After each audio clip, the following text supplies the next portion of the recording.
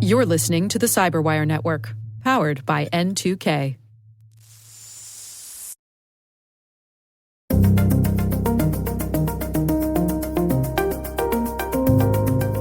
Hello, everyone, and welcome to N2K Cyberwire's Hacking Humans podcast, where each week we look behind the social engineering scams, phishing schemes, and criminal exploits that are making headlines and taking a heavy toll on organizations all over the world. I'm Dave Bittner, and joining me is Joe Kerrigan from the Johns Hopkins University Information Security Institute. Hey, Joe. Hi, Dave. We got some good stories to share this week, and once again, we are joined by our N2K colleague and host of the T-Minus Space Daily podcast, Maria Vermasis. Maria. Hi, I'm back.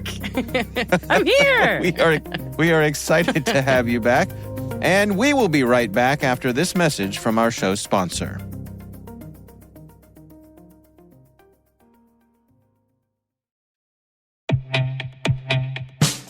But first, a word from our sponsors at KnowBe4.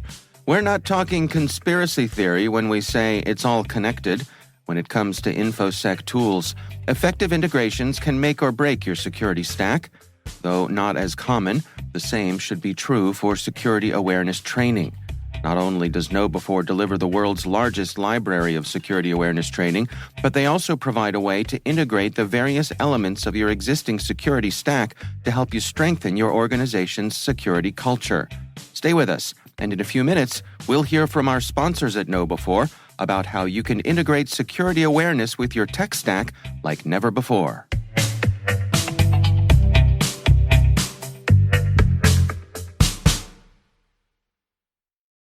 All right, Joe and Maria, before we jump into our stories this week, we have a bit of follow-up here. Joe, you want to take us through what we got? Yes, Dave. Raul wrote in. He said, "Hi, Dave and Joe and Maria. Absolutely love, live, and breathe the show. I love it when listeners love, live, and breathe the show. Okay. It's my favorite.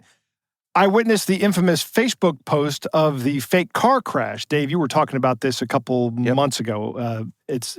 Still making the rounds. Still making the rounds, I've seen apparently. it. Yeah, I've seen it recently. Yep. Yeah. With the person's account saying, "I can't believe he's gone. I'm going to miss him so much." Yeah. I did not click on the link, but I did report this post as a scam, or as spam, rather. Yep. Facebook instantly closed the report and did nothing with it. Yep. So, and Raul sent along screen caps of the report that he sent, and it said right underneath of it, "closed." Yeah. I mean, there are several versions of this, and I think one of the things is that there is no perfect category to list this under when you report it to Facebook, and I think that's intentional. Oh. Yeah, because they certainly wouldn't list clickbait as a category, would they? No, I mean, you could say misinformation, but it Right. really doesn't. Yeah, so I stopped reporting this because something clicked in my head where I thought, oh, wait a minute.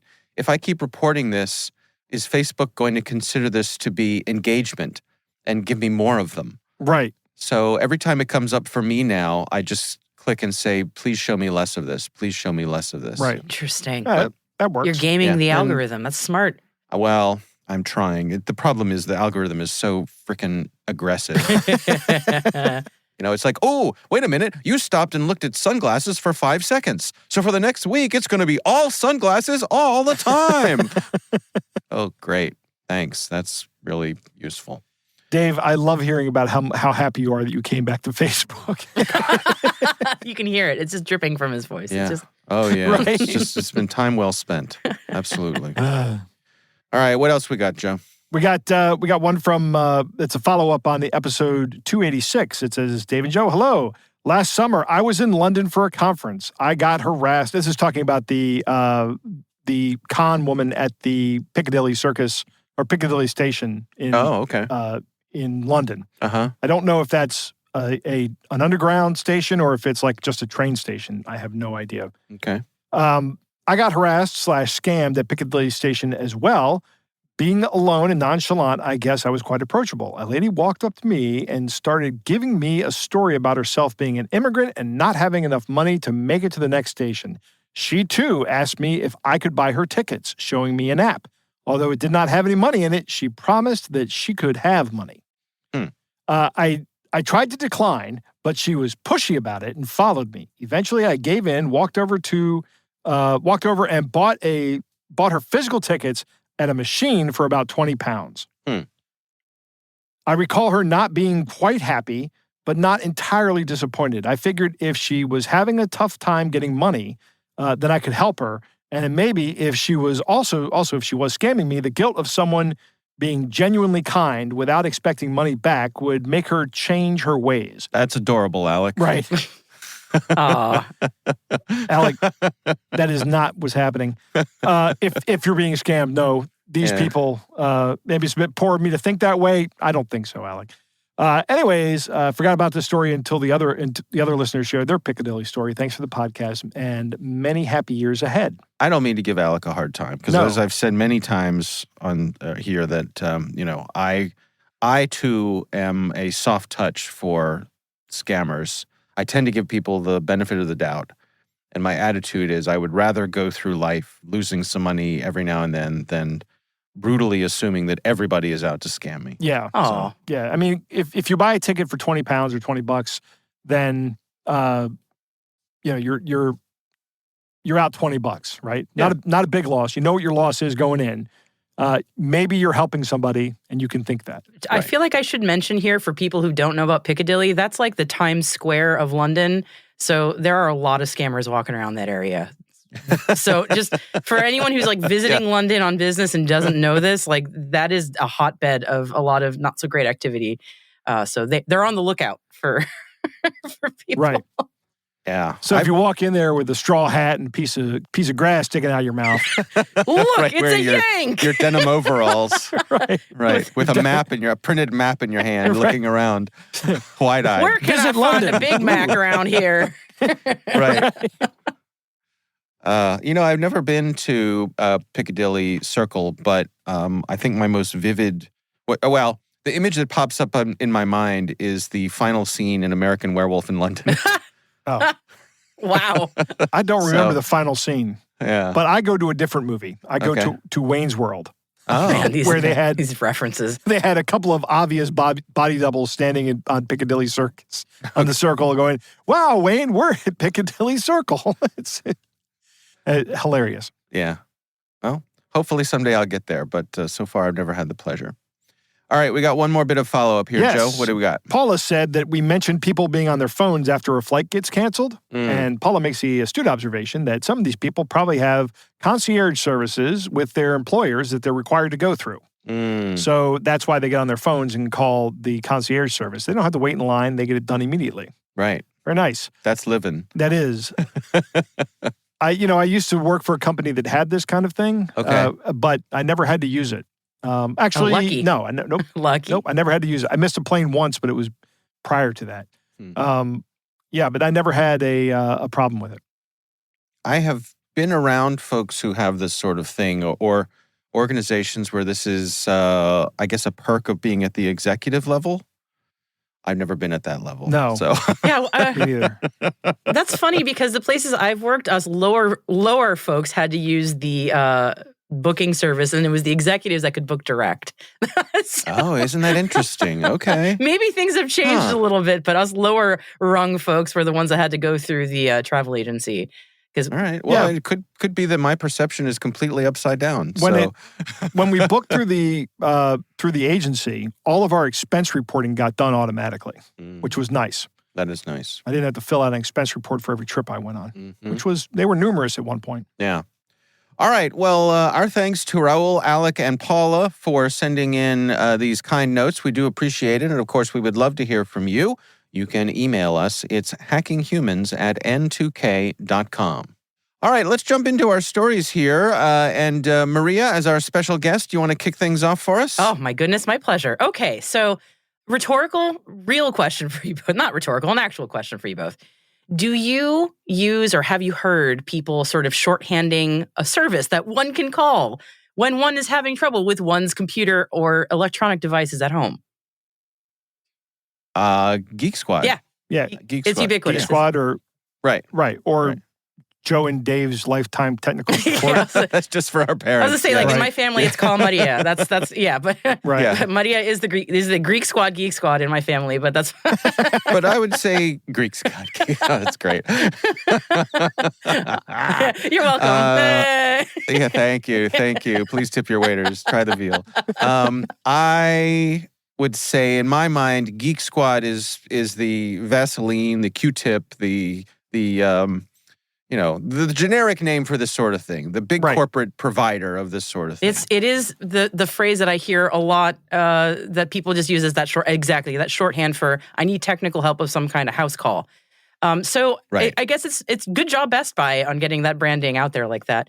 That was the term in mind for one gentleman, Charles Gibbs of Ontario, Canada. He thought he was getting Geek Squad help when he had a printer. It's always a printer, isn't it? That was being very troublesome at home.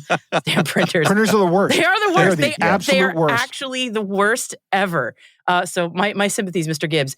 So he did what a lot of people in this situation would do. He didn't have a Maria to call on for IT support. So he just Googled Best Buy and Geek Squad. Why not? And the first result he got in his search results, again, this was a Google search, was a very legitimate looking website, official logo, the location lookup service was working, and it pointed him correctly to his nearby Best Buy that he knew was his. And it confirmed that store was real, and it even gave him a phone number to call. So there was nothing alerting him that this was a scammy website or something that he shouldn't trust. It looked completely legitimate. So on that cursory glance, he called the number that he saw on that website. And I'm sure many of our listeners and you too know exactly what happened next. What unfolded was very familiar. Mr. Gibbs, thank you for calling Geek Squad. Oh, looks like there's a $349 refund balance on your account that's just sitting there. Don't you want this money? We'll happily get it to you if you just let us know your banking info. We can just have that sent direct deposit, so it's no trouble for you whatsoever. You've got enough to deal with. Here you go. Oh, and oops. Oh, no, we sent you $10,000 instead. Silly us. That happens all the time. Right. That's when I hang up. That is wise. I'm not surprised that you knew that. Go out and spend $10,000. Go do something That's useful not with that really money. Yeah, Right. yeah. Listeners know this is a common script. I've covered it. Y'all have covered it. Everybody knows. But yeah, so the scammers sent Mr. Gibbs on little errands between the bank and a Bitcoin ATM to supposedly return that excess money to a Best Buy. And after all was said and done, that supposed $349 refund that was due to Mr. Gibbs ended up costing him 25,000 Canadian dollars, which is like 18,000 US dollars, which is a lot. So because of his experience, Mr. Gibbs actually went to CTV and told his story to let others know about his experience. So good job. Excellent. Thank you, Mr. Gibbs. Yes, and to hopefully that other people will learn from it, especially other seniors like himself. And he said this quote, when they said I needed to pay even more money for currency conversion, I figured that was enough and I didn't give them any more. While it was happening, it was almost like I was in a trance. And I kept thinking it was me that called Best Buy and Geek Squad, and they are reputable companies, which is a very interesting quote. I think that's a very relevant quote here. In your expert opinions, to me, this sounds like SEO poisoning, a classic technique. So bad guys gaming the search engines to make sure their scammy websites rank higher than the legitimate ones. Not a new thing. Or was it an ad that he clicked on? We don't see. That's the thing I was trying to figure out. Was it a sponsored? Was it an ad, or was it just at the top of the search results? I don't know because that wasn't in the article. I would be very interested to learn that. Well, yeah. I mean, I would think these days, anything you Google search, an ad is going to be at the top of the search results. And since Google is doing such an awful job these days of differentiating between the ads and the actual content, To say the least, yeah. Yeah, I will cynically put some of this on them. I think you're right on. I actually tried to replicate this, and I got a legitimate-looking website that was like an off-brand Geek Squad in my area. That it didn't look like the Best Buy website, but it looked close enough. And I just thought that was just amazing. It wasn't the same service, I'm sure, that Mr. Gibbs found, but it was something else in my area, trying to do the same exact thing. I have no idea if it's legit or not, or if it's just counterfeit. But either way, it's just amazing how somebody's selling fake Geek Squad franchises. Yeah, it was called right? like Geeks Friends or something. I was like, what is this? Right, Yeah, right. it was really, really. The Geeks Friends. It sounded like a I don't want dating the Geeks website, Friends. honestly. I wasn't, but Lonely Geeks. There you go. In your area. No. So yeah, it sounded like a pretty classic SEO poisoning attack. And the reminder for everyone, of course, is always be wary what you click, that search engines are not nearly as trustworthy as they used to be. And of course, Best Buy knows about this. Many companies like this, that their brands are getting hijacked, they know about this kind of thing. But as we've covered before, it's like whack-a-mole. You take one of these websites down, a bunch of them replaced pretty quickly. So what can you do to protect yourself? What can you do to protect yourself? What can you do to protect yourself from getting fooled by attacks like this? Vigilance. I mean, that's really the only thing. Well, don't click through to a site, a big name site that you're trying to get at. Like, for example, if you want to go to Best Buy, type in bestbuy.com. Don't click on the link after a Google search for Best Buy. I think that's valid, and I think that is the advice, and I'm going to just be a little annoying. If you are not the most technically savvy person, and maybe you've got a lot of advice bouncing around your head about how scary the internet is, I'm just remembering when whitehouse.com was a website you really did not want to go to. Yeah, it's true. I mean, sometimes people get really freaked out. Like, I don't know which one's the right one. Maybe I'll Google search it to figure out which one I should use, and then you get this poisoned SEO result. I think it's an excellent point. I mean, a good dear friend of mine pointed out to me that his sister believes that the Google homepage is the front door to the internet.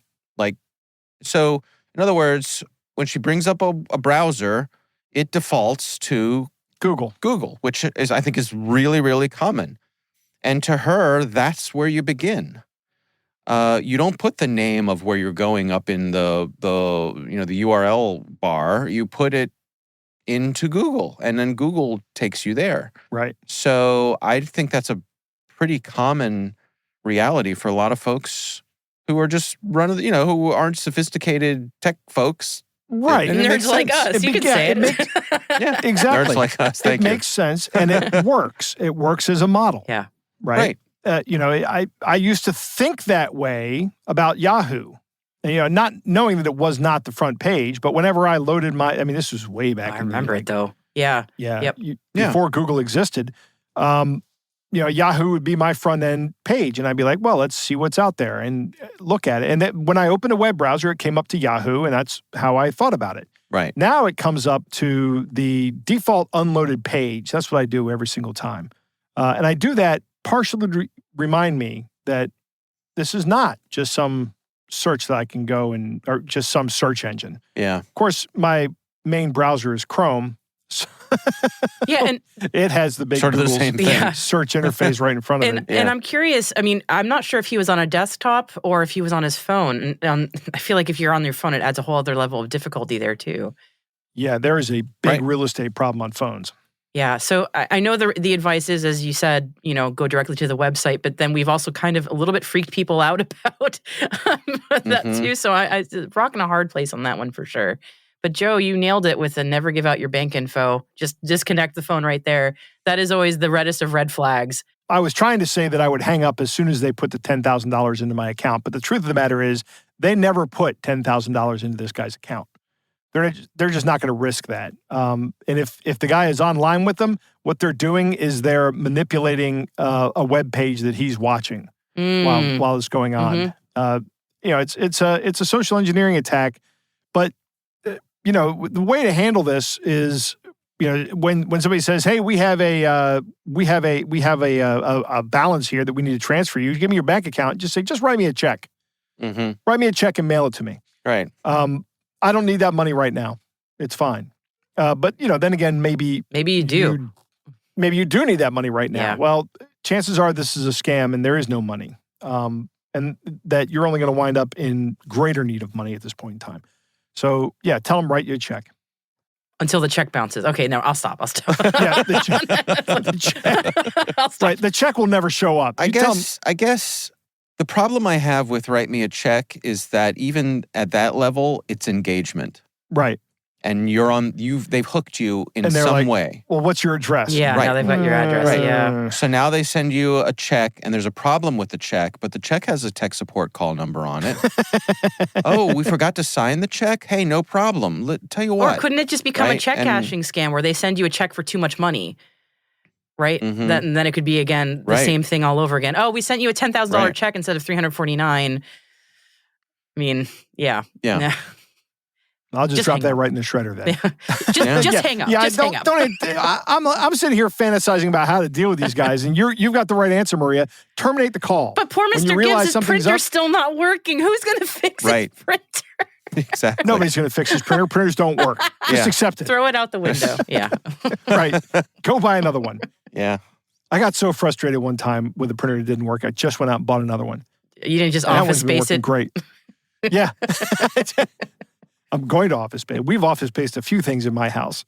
There was a bunt pan that would tear my wife's cakes apart, and that got office space. You office spaced a bunt pan. Okay. My kids did. Yeah. Okay. All right. They Were did it there with explosives involved or just hammers? just baseball bats and, Okay, sure. and some Ghetto Boys music in the background. Yeah. Absolutely. That was it. Wow. Absolutely. They made a vine of it. That's how long ago it Oh, was. jeez. funny. Rip. Wow. All right. I'm actually friends with the person who shot that scene. Are you? Yeah. Yeah. It was shot way after the movie was wrapped, also. Like the movie was shot in California and that scene was shot in New Jersey or something like that. I forget what the actual lore is, but yeah. That's a great movie, though, by the way. Yeah. The movie is Office Space. If you haven't seen it, it's a Mike Judge movie. Great and scene. That anyway. scene is- is the whole movie is great, in my opinion. I think I love Mike Judge and just about everything he does. Yeah. All right. Well, Maria, good advice. And of course, we will have a link to that story in the show notes. Joe, what do you have for us? I have two things, Dave and Maria, but the first one's really quick. Dave, you remember way back in episode 272? Sure. Yeah, in January, there was a listener named Michael who wrote in about getting scam texts for toll roads. Yes. Well, the FBI has, through the Internet Crime Complaint Center, has released a public service announcement, and we could put a link to this in the show notes. It says, smishing scam regarding debt for toll road services. So apparently this is a common thing. They're calling it a new scam since early March of 2024. However, Dave, we've been talking about it since January of 2024. Right. Go on. So it's they've received over 2,000 complaints about these smishing texts that say the recipient owes money for unpaid tolls and contains almost identical language with the outstanding amount. So just take a look at this advisory. Understand that if you get these texts, they're just scams to try to get you to pay the $12 before the mythical $50 bill approaches. Right. The mystery that I think is still out there when it comes to this, that I did not see addressed in the information from the FBI, was the part that Michael shared with us about Right. how the text message would come moments after they were on a toll road. Yeah. Like it seemed to be somehow geofenced. Right. That was the mysterious part to me. Yeah. Still mysterious. Mm-hmm. Because I can understand just a generic, spray and pray, send everybody we can a thing that says you have a balance on a toll, right? That, to me, that's run of the mill, just out there trying to collect what we can. A scenario, right? But the part that Michael shared, where it seemed to be somehow geofenced to actually being on a toll road, that is still intriguing to me. That is interesting. That's quite the wrinkle to that story. Yeah. Yeah. It is. Yeah. Wow. What else you got, Joe? So I have a story that has kind of been in the news, developer news, and I'm going to talk about software development. So buckle up, everybody. All right. Oh, goody. Okay, let's do it. There's a utility that's included with a lot of Linux distributions called XZ Utilities. What's a Linux? No, I'm kidding. I'm kidding. Right. I'm kidding. Suffice Is it that to say, like a Unix? yes, very much so. Is that how I get on internet? Is this the year of the Linux on desktop? Sorry. Okay, I'll stop. Let's hope. No, that'll never happen. So anyway, these utilities were developed by one guy, essentially, as is the case with a lot of these open source projects. And he was developing them in his own spare time. And on his, on one story I read about this, he was saying that he was saying he's getting kind of worn down, getting kind of exhausted. And somebody said, "Hey, I'm happy to help take over this project and help you work on it." And his name is Jia Tan, and he positioned himself this report says they position themselves, because they believe this is actually a group of people from a nation state. They position themselves to be able to put a back door into these libraries, these XZ libraries. And these XZ libraries have to do with file compression. So there are Linux distributions that use these file compression libraries. And there was not widespread distribution of the backdoor because it was detected before it could be widely distributed. Mm-hmm. But it was there, and it was heavily obfuscated, which means it was hard to see. Mm-hmm. Well, there is an organization called the Open Source Security Foundation, which is they work on the security of open source software. And there's a company called, or another organization, OpenJS, who is the Open JavaScript Foundation. They're issuing a security alert for all open source projects to watch out for social engineering takeovers of their projects. So apparently someone is really targeting open source projects, because if you can get into an open source project and put a backdoor into it successfully and undetected, chances are, over time, that project is going to be distributed with so much other software. If you think about the Log4j vulnerability, I don't know if that was deliberate or not. I don't think it was. I think it was just a bug. But Log4j is so ubiquitous that I remember using it back in the early or late 2000s. And it's been just around for that long. Mm-hmm. It's a library that everybody has in just about every Java project that they produce.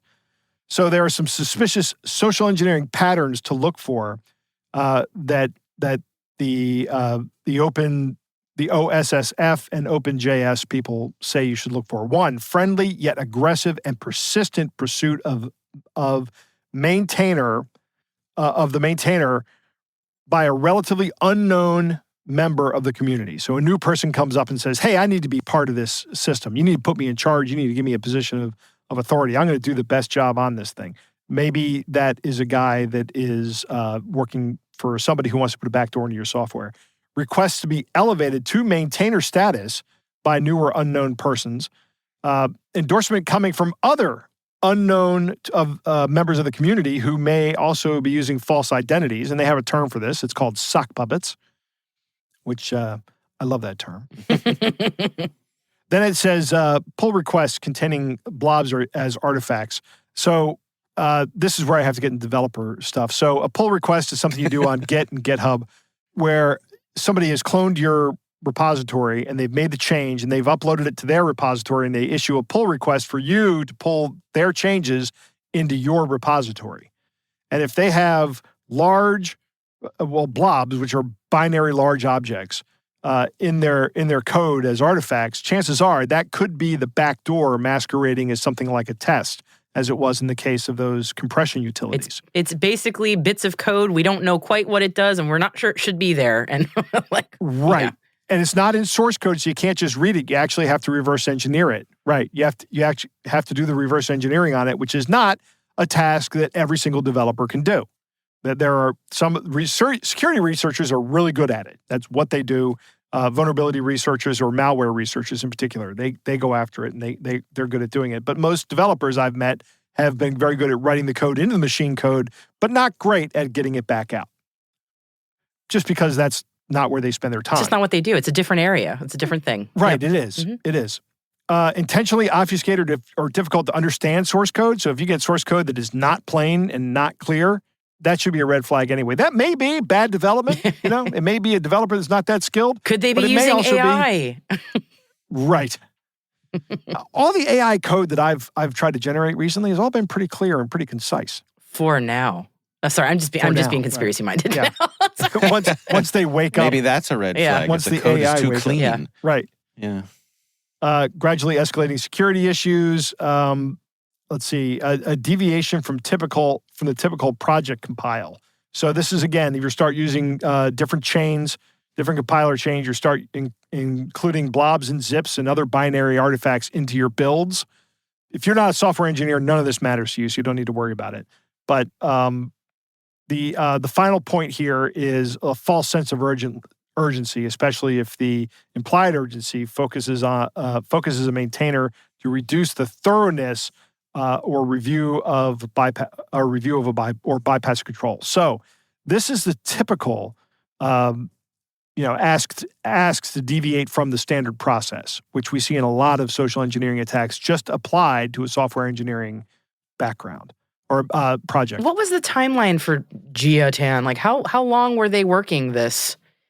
Was it years, about months? 2 years, wasn't it? Yeah, it was about 2 years. It was I 2 think. years, I think. It was the accounts that were involved in that in the library compromise were old accounts by the time the vulnerability happened, but they were. I'll tell you another story. A couple of years, or weeks ago, I don't know how long ago, a month, who knows? Now, losing track of things. A friend of mine had someone convince him to upload or download malware onto his computer that turned out to be an info stealer. And the way they did that was by compromising the Discord account of another person on a development project he was working on that was kind of like, wasn't an open source project, but it was a collaborative free project with a bunch of different people on it. And one guy got compromised and tried to spread to my friend's account. And my friend was fortunate that he acted quickly enough to be able to get the passwords changed in all of his accounts before the guy had any access to it, but he was immediately asking for money to give him back access. I think these attacks are nation-state sponsored, and they're going after these open source projects because they know that these open source projects are widely distributed throughout the world. Yeah, and if they're investing years into developing, I mean, they know the payoff is huge. They're not trying to rush this. I mean, I know the development cycles are not super duper fast, but still 2 years is a decent amount of time. Yeah, my concern is that what we're seeing here is just the tip of the iceberg, and that the one capture on the library and the other couple of things in this article that it talks about are just the ones that they happen to have been successful at stopping. There may be some out there that have not been successfully stopped. And now there are open source libraries that are in distribution that have backdoors in them. Well, and this one was found pretty much by accident, right? Someone had noticed that this library had taken a speed hit. Someone was measuring how quickly it functioned, and they noticed a difference that for some reason it was burning up a lot of processor time that it shouldn't have. And so that's what got this person curious, and they started reverse engineering it, and that's how it was found. It was a Microsoft researcher, if I recall. It was, yeah. And so it was just, someone had a very specific interest in something that this did and was curious enough and obsessive enough to figure out or to want to dig in as to why something that should have taken a certain amount of time took a little bit more time than it should have. And so I think a lot of folks feel like they dodged a bullet with this one because it would have been very likely that it wouldn't have been noticed. That's one of the metaphors that's used in one of these articles I read about this. And I can't remember if it was this article or another one, but I read like 6 articles on this. But they said you should not be feeling happy that you've dodged a bullet here because you only know about the bullet you dodged. Yeah.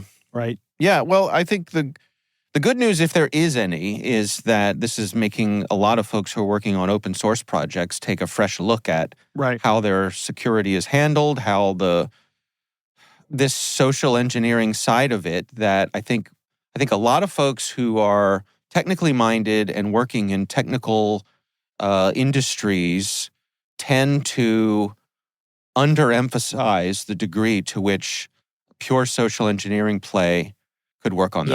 Yes, yep. Yeah, and there's a lot of social trust that goes into these kinds of projects too. So there is. You have to trust your collaborators on these kinds of things to some degree. I mean, but yeah, it's definitely worth making sure there's some kind of process in place or some protocol. I would hope there would be more, but if you don't have any, it's time to get some together for sure. Yeah. Well, and there are countless projects like this that are just some really, it's that, what is it, the XCS comic? XKCD, is that what it is, yes. XKCD, yeah, sorry. it's exactly what I was thinking about with this whole. There's always an XKCD comic for anything. It's true. Right. There's, one little piece is holding up this whole big structure, And that one little piece is that tired little developer who's single-handedly keeping track of some little open source component that everything else is built on, but nobody knows. Right. Yeah, there's nothing here for the average person to do. This is definitely on open source maintainers to, But my point here is that this is the same techniques that the average person sees. The artificial time horizon, the pressure, the hey, buddy, hey, pal, let me help you out, those kind of things. Right. All right, well, we will have a link to those stories in the show notes. Before we get to my story, we're going to take a quick break to hear this message from our sponsor.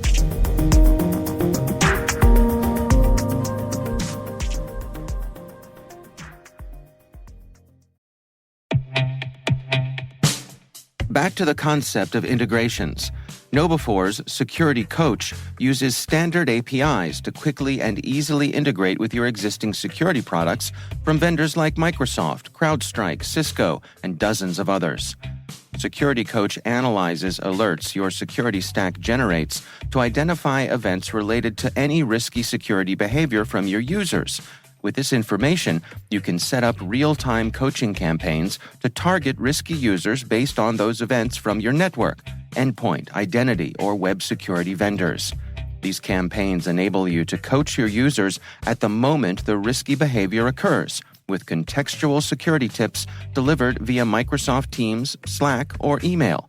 With 35 integrations and counting, Security Coach delivers the insight you need to improve your organization's security culture.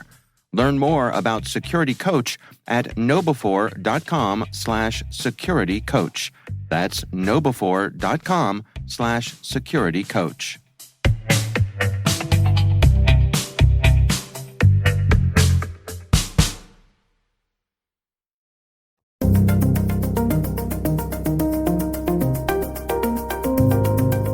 All right, we are back, and I am going to go out on a limb at the outset and say that my story is a doozy. A doozy.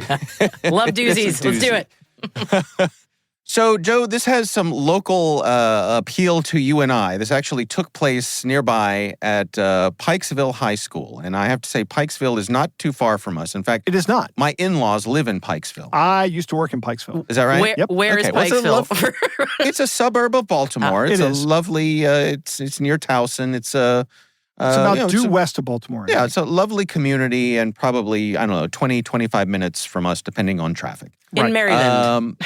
It Yes. is in Maryland. Maryland. Maryland is. Yes. The land of Queen Mary.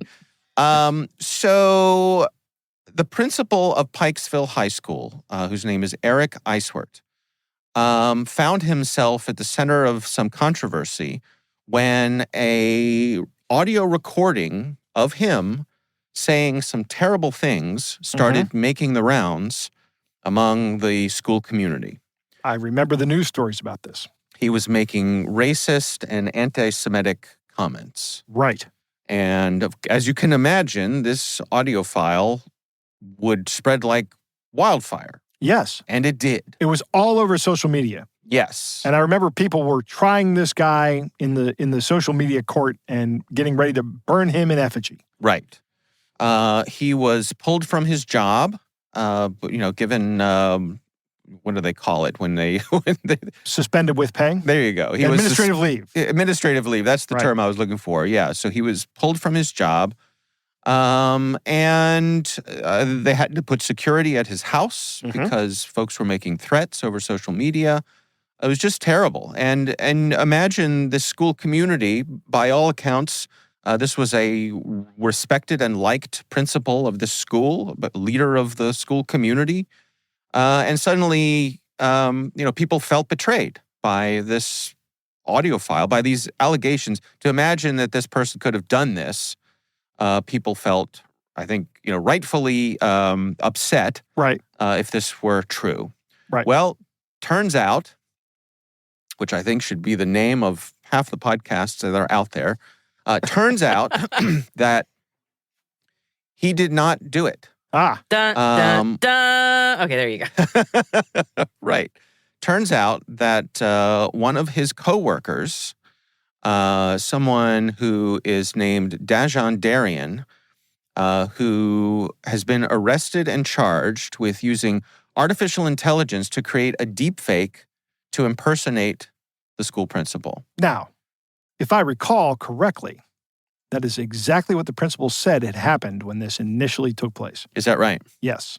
So Dajon Darian was the head of athletics at the school. And we can only imagine that, must have had some kind of beef between him and the principal, and created this audio file, allegedly, and sent it around. Evidently was selective, knew, like we all know that person, right? If I send it to this person, it's going to make the rounds. Yes. He took his cues from high school bullies and was like, that seems like a great idea. I'm going to do that. Right. Wow. Amazing. Right. Exactly. Of course, it was the gym teacher. Sorry, but... So the school district got involved and the police got involved. And the Baltimore County Police, as they started to investigate, things just didn't add up. And they discovered that this gym teacher had been doing searches for AI tools using his computer that was on the school network. And they found a email account that was associated with this person that was one of the ones that was responsible for the initial distribution of the audio file. Interesting. Yeah. He used a school account? I'm sorry, I'm still stuck on that. He used a computer at school. At the school? He knows how much those things are monitored, right? I mean... Right. Maybe not. Oh my God. I don't know. I don't know that's those specific details. It seems as though that is the case. The specific details are a little sketchy here, or fuzzy anyway, in the reporting that I've seen on this. But evidently there were enough breadcrumbs for the police to follow that they charged him. He's really? charged. Yeah, he's charged with a number of things. Now, one of the things that they point out here is that there really aren't direct laws about this particular thing. Yeah, what do you get charged with? Is it like wiretap fraud or something? What is the crime they can get you for? So the charges that he faces include disrupting school activities, theft, retaliating against a witness, and stalking. All right, I want to pause a minute. Disrupting school activities is a chargeable offense.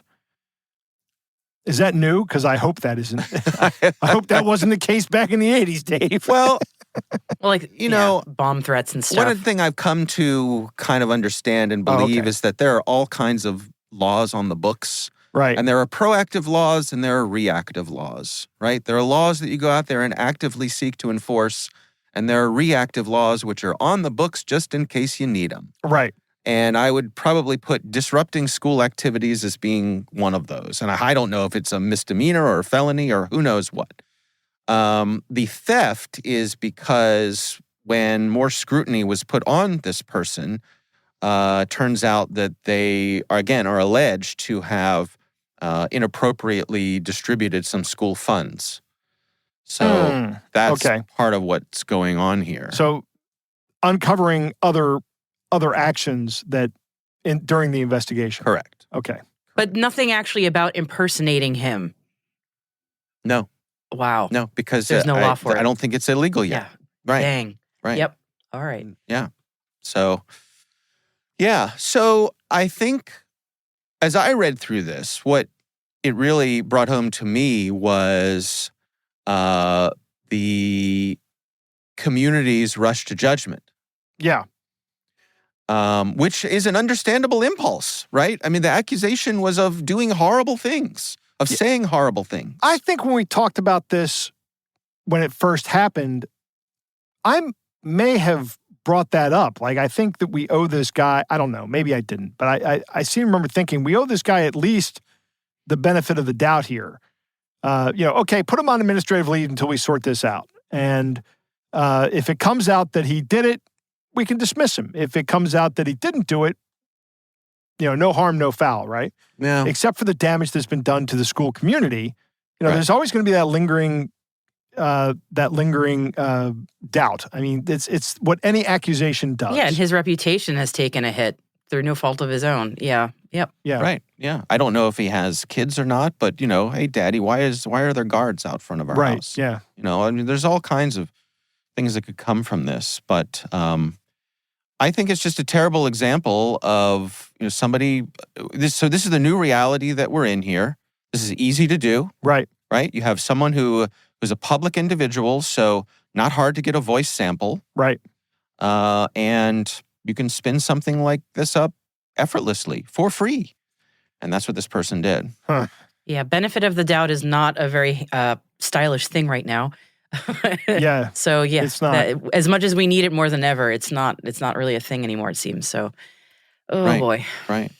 Yeah. And of course, the other side of this, to be fair, is that folks who did do horrible things or say horrible things, one of the ways that they'll try to deny it will say, oh, well, obviously, that's a deep fake. Yeah. I never said that. Oh. Right. You can do that for free and it's easy. And Yep. I'm a public official. Of course, someone did this to me. Isn't life So grand? that's where we are. Yeah, that's great. Like, Right. great.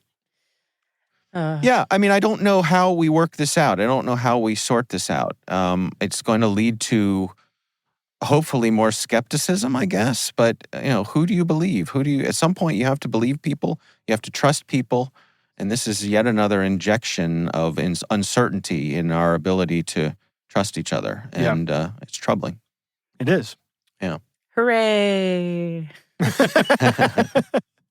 All right. Well, that is my story for this week. We will have a link to that in the show notes. And of course, if there's something you'd like us to consider for the show, please email us. It's hackinghumans@n2k.com.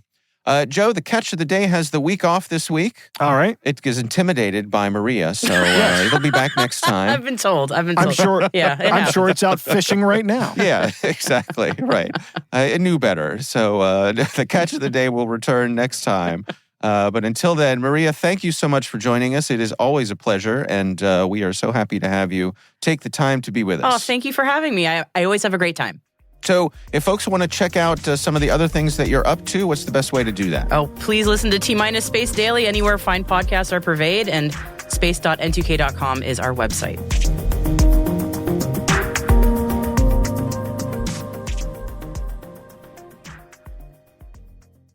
We want to thank all of you for listening, and of course, we want to thank our sponsors at KnowBe4. They are experts at enabling a fully integrated approach to security awareness training.